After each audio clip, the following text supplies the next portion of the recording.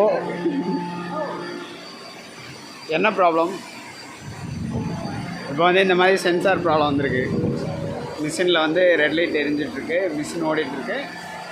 வந்து அப்படியே நின்றுச்சு.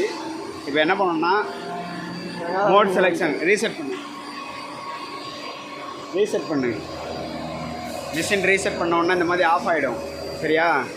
ஆஃப் ஆனதுக்கப்புறம் மோட் செலெக்ஷனில் வந்து 0 ரிட்டன் செலக்ட் பண்ணு.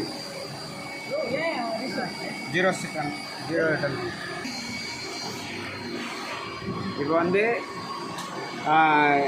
இங்கே சிம் வச்சுட்டு அதுக்கப்புறம் இந்த சென்சார் லைட் எரிஞ்சிடும். சரியா?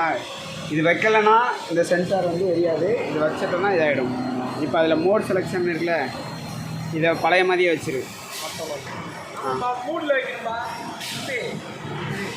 என்ன ஆட்டோவில் வச்சுட்டு அதுக்கப்புறம் இங்கே ப்ரோக்ராம் வந்து ரீசெட் பண்ணிக்கணும். சரியா?